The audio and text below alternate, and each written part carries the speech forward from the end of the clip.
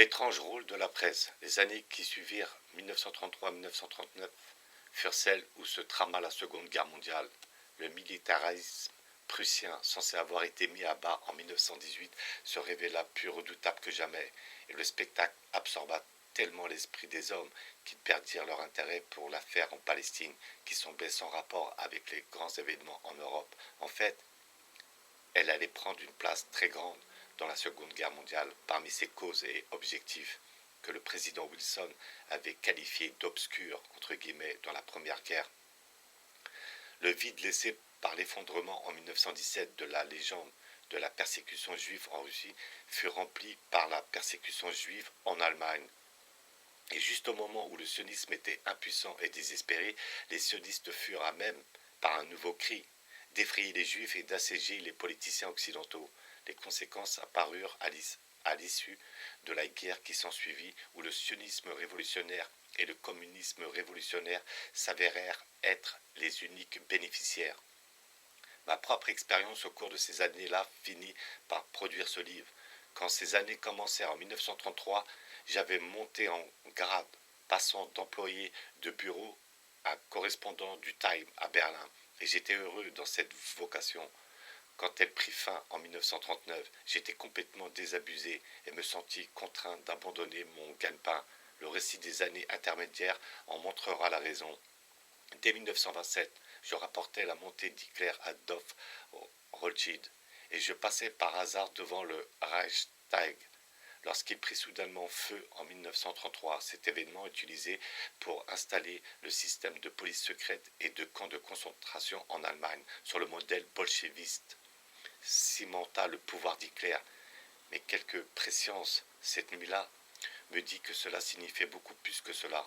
En fait, les preuves non déterminées que subit actuellement l'Occident datent de cette nuit-là et non de la guerre qui suivit. Sa véritable signification fut que le territoire d'occupation de la Révolution mondiale s'étendit jusqu'au milieu de l'Europe et le transfert effectif de propriété au communisme en 1945 ne fit que confirmer un fait accompli, jusque-là dissimulé en masse sous la forme de l'antagonisme fictif entre le national-socialisme et le communisme. Un fait que la guerre, à son début, était censée réparer. La seule question authentique à laquelle l'avenir doit encore répondre est si la révolution mondiale sera repoussée, ou si elle s'étendra encore plus à l'ouest par rapport à la position que de fait elle occupait la nuit du 27 février 1933. Dès les débuts du règne d'Adolf Hitler Rothschild Jacob, cette nuit-là, tous les observateurs professionnels à Berlin, les diplomates et les journalistes savaient que ce règne signifiait une nouvelle guerre, à moins qu'on ne l'empêche. La prévention à cette époque était relativement simple. M. Winston Churchill, dans ses mémoires, qualifia fort justement la Seconde Guerre de guerre inutile, entre guillemets. Elle aurait pu être évitée par une ferme opposition occidentale aux incursions belliqueuses préliminaires d'Hitler en Rhénanie, Autriche et Tchécoslovaquie, à tout moment avant 1938, date à laquelle, ainsi que le confirme également M. Churchill, les généraux allemands sur le point de renverser Hitler furent eux-mêmes défaits par la capitulation occidentale devant ce dernier à Munich. Les observateurs aguerris à Berlin convenaient qu'Hitler ferait la guerre si on le laissait faire, et en avisèrent leurs supérieurs gouvernementaux et édictoriaux à Londres. Le correspondant en chef du Time à Berlin, M. Norman M. Butt, j'étais le second correspondant, rapporta début 1933, qu'on devait s'attendre à une guerre dans les 5 ans environ, à moins qu'elle ne soit contrecarrée à l'avance, et ce compte-rendu particulier fut publié.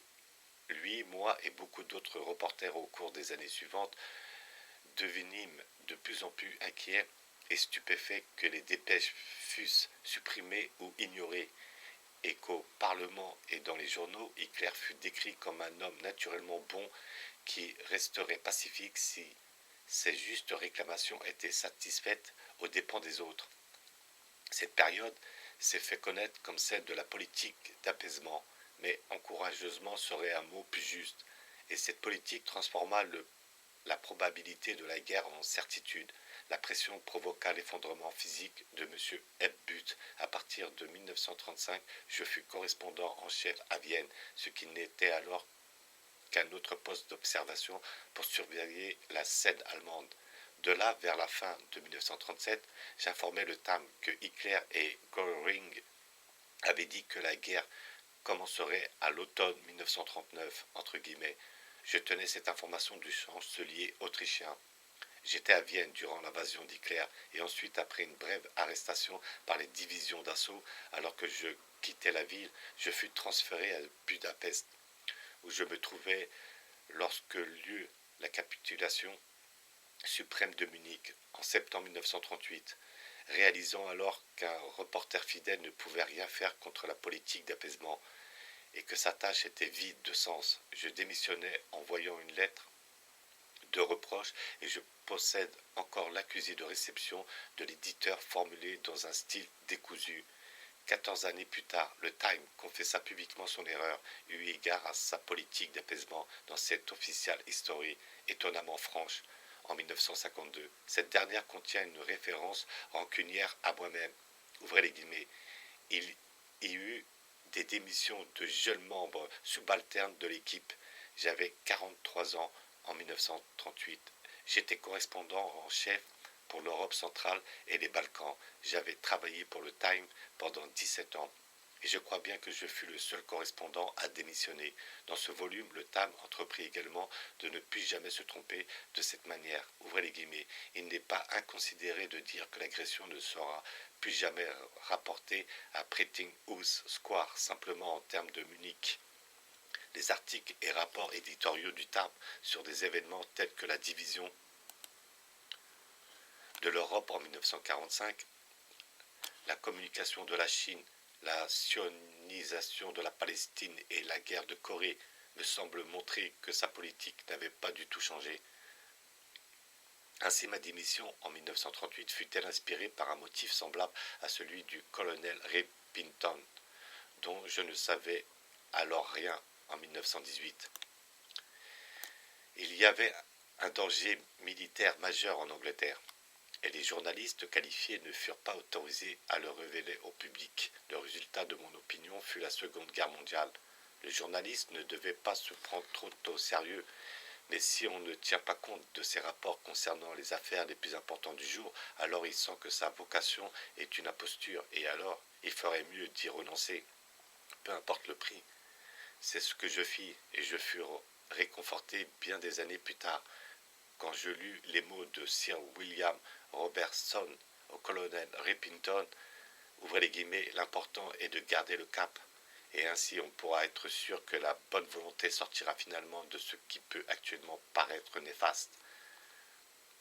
Quand je démissionnais en 1938, j'avais une deuxième raison, non présente en 1933, d'être perplexe concernant la manière dont la presse était dirigée. Sur cette question aussi, je ne pouvais que supposer que quelques engouements travaillaient à déformer l'image véridique des événements. L'issue de la guerre qui s'ensuivit, cependant, montra qu'une puissante motivation se trouvait derrière cette déformation particulière. Dans le cas de la persécution juive en Allemagne, je découvris que la présentation impartiale des faits cédait progressivement la place à une description si partisane que la vérité était perdue. Cette transformation fut effectuée en 3 étapes subtiles. D'abord, la persécution des opposants politiques et des juifs fut rapportée, puis cela fut imperceptiblement changé en juifs et en opposants politiques. Et à la fin, la presse en général ne parlait que de la persécution des juifs. Par ce moyen, une fausse image fut projetée dans l'esprit du public, et la situation critique de la majorité écrasante des victimes par cette fixation du projecteur sur un groupe fut perdue de vue. Le résultat apparut en 1945, lorsque d'une part on fit de la persécution des Juifs l'objet d'un acte d'accusation officiel à Nuremberg, et que d'autre part la moitié de l'Europe et tous les peuples qui y vivaient furent abandonnés à la même persécution que les Juifs avaient partagée dans leur petite proportion par rapport aux autres populations du monde entier. À cette période, ce qui était typique des Anglais de ma génération, Je n'avais jamais considéré les Juifs comme étant différents de moi, ni n'aurais su dire ce qui pouvait rendre un Juif, d'après lui, différent de moi. Si je pris conscience plus tard d'une différenciation ou du désir d'un groupe puissant d'en affirmer une, ce ne fut pas le résultat des actes d'Hitler, mais d'une nouvelle obstacle au reportage impartial que je commençais alors à observer. Quand la persécution générale commença, je la rapportais telle que je la voyais. Si j'apprenais l'existence d'un camp de concentration contenant 1000 prisonniers, c'est ce que je rapportais. Si j'apprenais que sur ces 1000, il y en a 30 ou 50 juifs, je le rapportais. Je fus le témoin de la première terreur, parlais à de nombreuses victimes, examinais leurs blessures et fus averti que ce faisant, j'attirais l'hostilité de la Gestapo. Les victimes étaient dans leur grande majorité allemandes, certainement bien plus que 90%, et quelques-unes étaient juives. Cela reflétait la proportion de la population en Allemagne et plus tard dans les pays envahis par Hitler. Mais avec le temps, la façon de rapporter les faits dans la presse internationale mit de côté la grande masse souffrante, ne gardant que le cas des Juifs.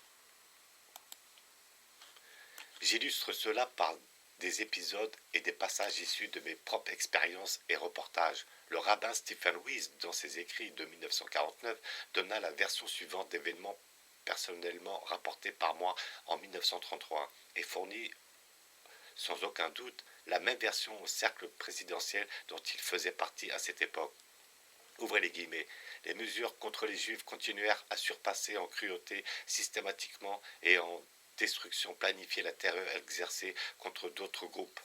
Le 29 janvier 1933, Hitler fut mandé pour être chancelier. Immédiatement, le régime de terreur commença par le passage à tabac de l'emprisonnement des Juifs. Nous organisâmes une manifestation à New York le 10 mai, le jour de l'incinération ordonnée des livres juifs en Allemagne. Le plus gros de l'attaque fut enduré par les Juifs. Les camps de concentration furent établis et remplis avec des Juifs. Toutes ces déclarations sont fausses. Les mesures contre les Juifs ne surpassèrent pas la terreur exercée contre d'autres groupes. Les Juifs étaient impliqués dans un nombre beaucoup plus grand d'autres groupes. Le régime de terreur ne débuta pas le 29 janvier 1933, mais la nuit de l'incendie du Reichstag, le 27 février. Aucune incinération de livres juifs ne fut ordonnée. J'assistais à cette incinération et la rapportais et j'ai relu mon rapport publié dans le Time pour vérifier mes souvenirs. Une masse de livres marxistes fut brûlée, incluant les travaux de nombreux auteurs allemands, anglais et d'autres auteurs non juifs. Mes livres, s'ils avaient été publiés alors, en auraient fait partie sans aucun doute. L'incinération inclut quelques livres juifs.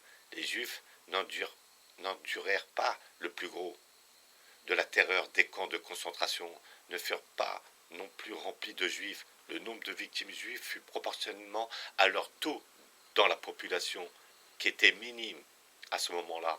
Néanmoins, cette fausse image, par itération, en vint à dominer l'opinion publique pendant la Seconde Guerre mondiale. À l'époque de ma démission, qui fut seulement provoquée par la politique d'apaisement et l'apparition imminente de la guerre inutile, cette autre entrave au reportage fidèle n'était qu'une irritation mineure et secondaire. Plus tard, je discernais que la motivation derrière cela était d'importance majeure en ce qu'elle modela le cours et l'issue que prendrait la Seconde Guerre, quand j'en vis à étudier l'histoire de M. Robert Wilton. Je me rendis compte qu'il y avait aussi une forte ressemblance entre mon expérience et la sienne. Il chercha à expliquer la nature d'un événement en Russie, et fut ainsi inévitablement amené à la question juive. 20 ans plus tard, je remarquai qu'il était en fait impossible d'attirer l'attention publique sur la déformation du reportage sur la nature de la persécution en Allemagne, et d'expliquer que les Juifs ne formaient qu'une petite fraction des victimes. Cette question n'avait aucun rapport avec ma démission, mais j'étais en train d'en prendre conscience vers cette période, et c'est l'élargissement de cette perception est reflétée dans les 2 livres que je publiais après mon renoncement au journalisme.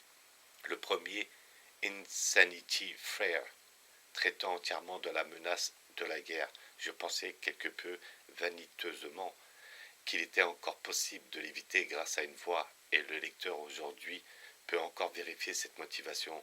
Pour expliquer cet excès de zèle chez moi, le lecteur indulgent, s'il est assez âgé, pourrait se rappeler le sentiment d'horreur que la pensée d'une autre guerre mondiale provoquait chez ceux qui avaient connu la première. Ce sentiment ne pourra jamais être totalement compris de ceux qui appartiennent aux générations suivantes et qui se sont familiarisés avec la pensée d'une suite de guerres. Mais à l'époque, une telle pensée était accablante.